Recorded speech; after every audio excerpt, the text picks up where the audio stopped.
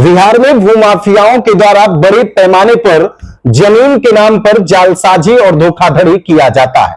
हमारे साथ बातचीत करने के लिए बिहार शरीफ के रामचंद्रपुर शिवपुरी मोहल्ला निवासी वीरेंद्र प्रसाद हैं, जो कहीं ना कहीं भूमाफिया का शिकार हुए हैं और इनके साथ भी जमीन के नाम पर जालसाजी किया गया और 3 करोड़ रुपया की ठगी की गई है। देखिए, इस मामले में लहरी थाना पुलिस के द्वारा एक आरोपी नीतीश कुमार को गिरफ्तार कर जेल भी भेज दिया गया। बाकी सब कुछ वीरेंद्र जी बताएंगे कि आखिर किस प्रकार से इनके साथ ठगी की गई थी।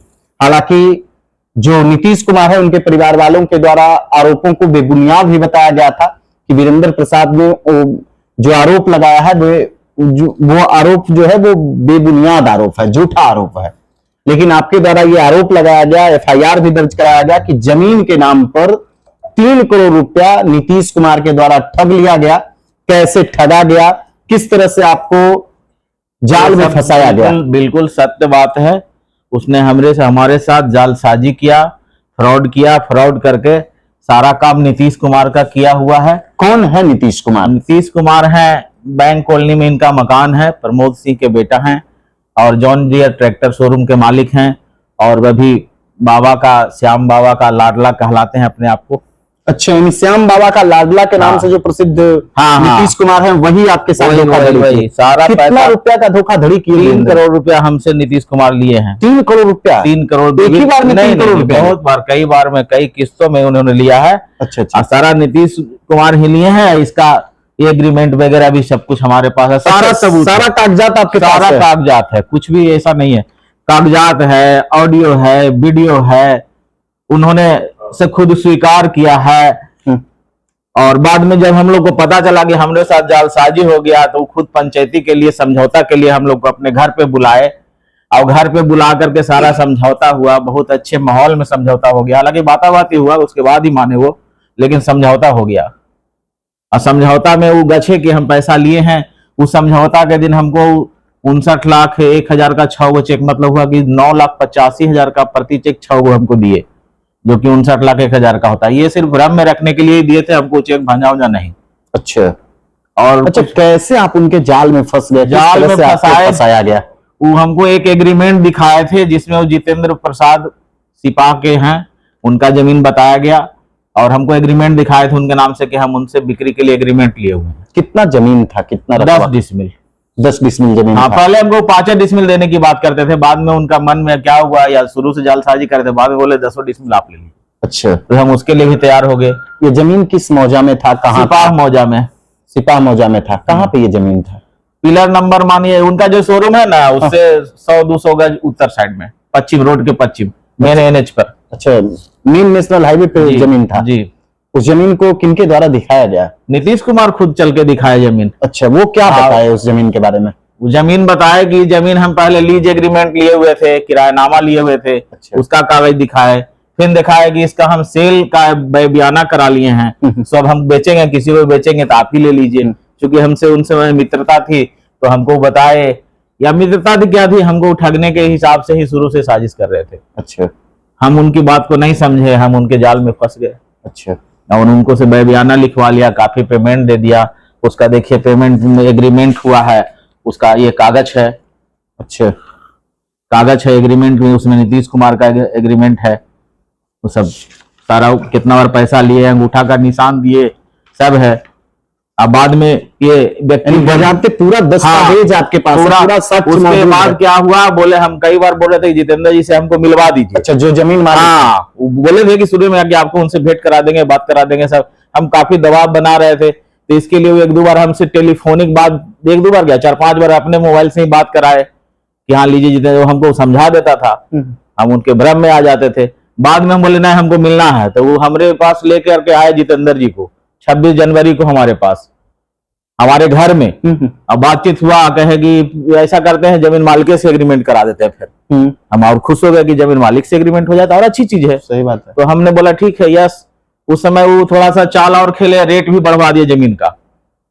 मैंने जो रेट तय था उसमें 6 लाख रुपए प्रति डिसमिल कहे कि अब इतना में हम बेचेंगे। तो बोले चलो भाई, इतना पैसा हम दे चुके हैं, फंस चुके हैं, तब हम क्या करें। तो उसका देखिए एग्रीमेंट हुआ था। अच्छा, वो फिर जितेंद्र प्रसाद के नाम से एग्रीमेंट बना दिए।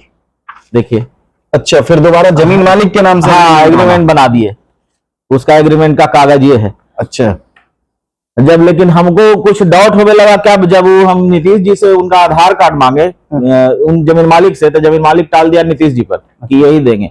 नीतीश जी से एक दो रोज हम मांगते रहे थे, देने में अस्कता रहे थे या नाकर नुकर कर रहे थे। फिर वो अपने मोबाइल से व्हाट्सएप किए हमको कि ये ले रहा उनका आधार कार्ड और मोबाइल नंबर। हम बोले ठीक है, आ गया तो ठीक है, लेकिन हमको कुछ ना कुछ संदेह जाग रहा था कि ऐसा काहे कर रहा है आदमी, आधार कार्ड भी तुरंत देता है, लेन देन हो रहा है, कोई फ्री में जमीन नहीं ले रहे, पैसा दे के ले रहे हैं। तो देरी किया, लेकिन हम जब पता किए, बाद में जाके पता चला, तो हम उसके गांव गए, उनके गांव सिपाह था, सिपाह से पता चला, फोटो दिखाया, क्योंकि घर मेरे घर आए थे तो वीडियो कैमरा में उनका फोटो आ गया था। फोटो जब हम दिखाए गांव में जाके, तो लोग पहचानने से इनकार कर दिए कि नहीं जितेंद्र ही नहीं है। तब हमको शक जागा, फिर हम जमीन नापी कराने जब गए, कोई कहा हाँ है जितेंद्र, कोई कहा नहीं है, अजब तरह का बात वहां आया। तो लेकिन जब हम नापी करावे गए जमीन पर, तब पता चला कि ओ ये जमीन तो बिकता ही नहीं है, तो आप खरीद कैसे रहे हैं? हम बिकता नहीं है। तो हमने आज जितेंद्र जी एग्रीमेंट किए हैं, नीतीश जी उससे एग्रीमेंट हमारे घर पर लाके कराए हैं।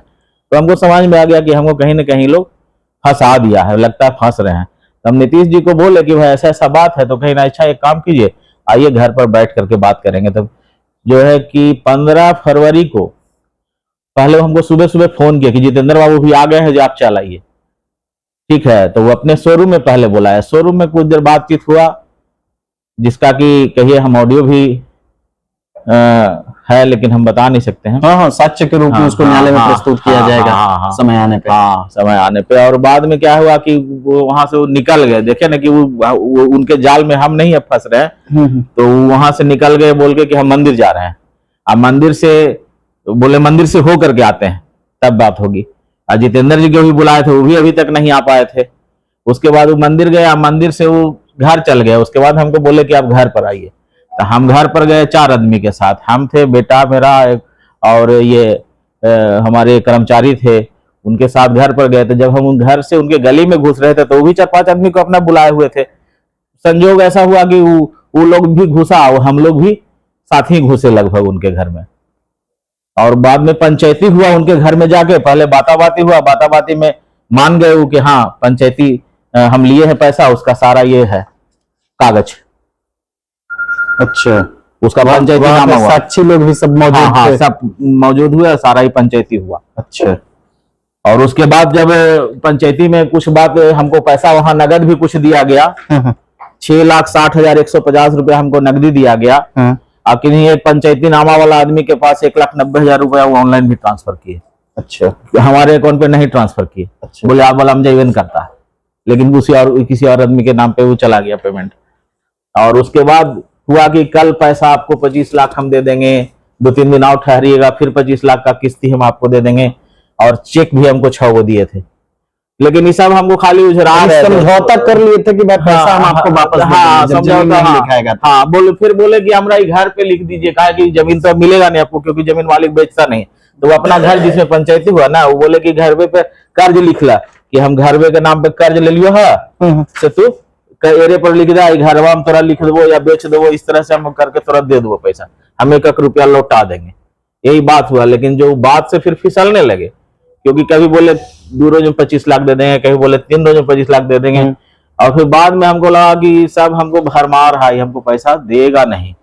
तब हम वादा कर रहे थे। तो उसके बाद हम 22 फरवरी को हम जाके लहरी थाना में बजाबता FIR कर दिया, जब हमको आसरा टूट गया कि पंचायती से कुछ होगा नहीं। तो हम FIR किए बजाबते, वही FIR किए और सारा साक्ष्य हम दिए। तो उसके अनुसार ये पुलिस अपना काम कर रहा था भीतर से। लेकिन उसके बाद क्या हुआ, करीब 1.5 महीने बाद देखिए, वो पंचायती जो हुआ था, नहीं FIR के 1.5 महीने बाद वो अपने बचने के लिए नीतीश जी अपनी पत्नी को खड़ा करा के FIR हम पर झूठा FIR करा दिया। अच्छा, वो अपनी पत्नी से अपने बचने के लिए कि अब लगता है फंस जाएंगे, तो एक FIR झूठा अपना पत्नी से करवा दिए। अच्छा, क्या आरोप लग रहा है? आरोप लगवा दिए कि हमरे घर पे जबरदस्ती चढ़ के ऊपर, मतलब बुलाए थे समझौता के लिए, लेकिन उसको रूप दे दिए वो कि जबरदस्ती चढ़ के पिस्टल सटा के लिखवा लिया। अच्छा, उन्हीं के घर में पिस्टल सटा के? हाँ, ऐसा वो आरोप लगा रहे हैं। लेकिन उसका सारा वीडियो सारा साक्ष्य मेरे पास, अंदर जो पंचायती हुआ उसका सारा वीडियो रिकॉर्डिंग मेरे पास उपलब्ध है, जिससे कि पता चलता है कि सब अच्छे माहौल में लिखा पढ़ी हुआ। हाँ, कातिब जो होता है लिखने वाला, वो भी वही बुलाए थे, कातिब को मजदूरी भी दी है, वो सब वीडियो में आया हुआ है। अच्छा, सब उनका आदमी था। तो यानी कहीं ना कहीं उनके द्वारा षड्यंत्र भी हाँ, रचा गया। वहां भी समझौता वो आसानी से नहीं बने कि षड्यंत्र करके ही समझौता किए। अच्छा। इसको कैसे बहला लेंगे, फुसला लेंगे। अच्छा, क्या लगता है वीरेंद्र जी कि भाई 3-3 करोड़ रुपया ठगी कर लेना, ये कैसे संभव हो सकता है? विश्वास और भरोसा हम हमारे घर में बना लिए थे। हमारे घर में उनका बहुत आना जाना था, और कहिए कि इतना न दोस्ती कर गांठ ली थी, क्योंकि शुरू से उनका मनसा था कि इसे ठगना। अच्छा, ये हमको समझ में नहीं आ पाया। हम पूरे शहर में तो वो श्याम के लाडला के नाम से हम भी चर्चित चूंकि है। देखिए, चूंकि हम भी श्याम बाबा में भक्ति रखते हैं, और आज भी मेरे पास श्याम बाबा का भक्ति बहुत है। आज भी बाबा पे मेरे को भरोसा है कि मेरे को न्याय मिलेगा, और उसी भरोसे में लाडला है, उनको तो और न्याय मिलेगा। सब ढोंगी है सर, कुछ लाडला नहीं। यदि बाबा का भक्त होता तो ये सब काम करता, गलत सलत। उनका पुराना इतिहास भी, वहां से खाटू से बाबा का एक अंश भी यहाँ ला रहे हैं। वो सब सिर्फ दुनिया को बहलाने के लिए है, और अपना वो उल्लू सीधा करने के लिए कर रहे हैं। कैसे आपने उन पे विश्वास कर लिया? क्योंकि हम उनके से भेंट हुई थी, हमारे दुकान भी आते जाते थे वो सर सामान लेने के लिए, और एक सत्संग में उनसे मुलाकात हो गई, जब बाबा का सत्संग था श्याम बाबा का, तो हम उसी में भेंट हुई, तो दोस्ती बढ़ गई। अच्छा, और वही दोस्ती आज वही दोस्ती हमारे लिए जालसाजी में बदल गया। अच्छा, क्या लगता है कि ऐसे लोगों पर क्या कार्रवाई करे सरकार? पुलिस इसको पूरी जो है ना जांच पड़ताल करे, और कानून का मतलब ध्वजा बुलंद हो, जिससे कि अपराधी डरे और हमारे को न्याय मिले, मेरे को मेरा पैसा वापस मिले। तो फिलहाल तो पुलिस ने कार्रवाई की, उनको गिरफ्तार कर लिया, गिरफ्तार किया है, लेकिन हमको तो मेन है गिरफ्तारी से क्या, हमको तो मेरे को पैसा मिल जाए तो। लेकिन उनके पिताजी इसके पैसा देने के चक्कर में हमने पहले से लोन, 1-2 लोन मेरे पास पहले से था, इनको पैसा देने के चक्कर में हम 5-6 लोन और बढ़ा लिए। कुछ जमीन का हमने भी एग्रीमेंट कर दिया सेल करने के लिए, क्योंकि पैसा का इंतजाम करना था, व्यवसाय भी चलाना था। व्यवसाय से पैसा उतना तो नहीं निकाल सकते थे, कुछ व्यवसाय से भी। वीरेंद्र जी, हमारा एक सवाल है और अंतिम सवाल है। उनके परिवार के लोग एक दिन कुछ हमने देखा सोशल मीडिया पे, या उनके परिवार के लोग प्रेस कॉन्फ्रेंस की, और उन्होंने आरोप लगाया कि जो भी आरोप वीरेंद्र जी के द्वारा लगाया गया है वो सारा ये तो बुनियाद है, सारा झूठा आरोप है। समझ लीजिए कि कोई भी अपराधी और उसका परिवार ये नहीं कहेगा कि हम अपराध किए हैं, वो अपने को बचाने वाला बात बोलेगा, पर कानून को जो सच लगा उसी हिसाब से उनकी गिरफ्तारी भी हुई, और आगे कानून अपना काम करेगा। कानून पर हमको भरोसा है, न्यायालय अपना काम करेगा। न्यायालय में हम बहुत सारा इसके अलावे भी सबूत हमने दिया है, जो कि सब कुछ यहाँ क्या बतावे। तो देखिए, हमारे साथ शिवपुरी मोहल्ला के रहने वाले वीरेंद्र जी हैं, जिनके साथ एक बात और कहना संचालक के द्वारा 3 करोड़ रुपया की ठगी की गई थी, और इन्हें पुलिस पर, कानून पर, प्रशासन पर पूर्णरूपेण भरोसा है। न्यायालय में ये हर संभव पूरा ठोस सबूत देंगे ताकि दोषी को सजा हो सके, दोषी को यानी एक्चुअली नीतीश जी का जब हम फंस गए तो इनके बारे में पता चलने लग गया। बहुत सारे लोग हमको बताए आके कि हमको ठगा, हमको ऐसे किया। काफी सारे लोग इस शहर में हैं जो इसके बारे में बोल रहे हैं। पहले हम किसी से मिलते नहीं थे ज्यादा, हम रिजर्व रहते हैं, व्यवसाय करते हैं, व्यवसायी आदमी है, अपना व्यवसाय से ही हमको फुर्सत नहीं मिलता, और अच्छे से व्यवसाय करते हैं इस शहर में। मैंने एक्चुअली जब आपका मामला आया तो फिर बहुत सारे लोग सामने, हाँ, बहुत सारे कुछ लोग सामने आ रहे हैं, बहुत सारे लोग कुछ लोग बोल रहे हैं कि एगो कौन बैंक है, कॉर्पोरेशन बैंक, वहां का भी बहुत सारा बड़ा मैटर है, जिसमें पता नहीं सीबीआई जांच चल रहा है। कुछ ऐसा लोग लाके हमको बता रहे हैं, कुछ बता रहे हैं कोई एसबीआई बैंक से बहुत सारे किसानों का केसीसी लोन करवाया, पावर टिलर लोन था, उसमें घपला घोटाला बहुत किया हुआ है पहले से ही व्यक्ति। ये इस तरह से पहले से इसका नेचर में ये भरा हुआ है कि घोटाला घपला करते रहना। कॉर्पोरेशन बैंक के बारे में पता चला कि 400-500 किसान का केसीसी या क्या क्या फ्रॉड लोन निकलवा दिया, पैसा हड़प कर गया। उसका सुने कि सीबीआई जांच भी हो रहा है। तो आदमी बोला कि हम आपको इसके बारे में हो सकता है कुछ ला के दे हमको। तो देखिए, वीरेंद्र जी हैं और इन्हें कानून पर भरोसा है। निश्चित तौर पर जो कानून के पास, न्यायालय के पास सबूत मिलेगा, उसके आधार पर दोषियों को सजा मिलेगी। बाकी वीरेंद्र जी को पुलिस प्रशासन और अदालत पर भरोसा है। अब देखना यह है कि नीतीश कुमार को कानून किस तरह से सजा देती है। बाकी ये लोग गुहार लगा रहे हैं कि आखिर इनका पैसा किसी तरह से इन्हें वापस मिल जाए।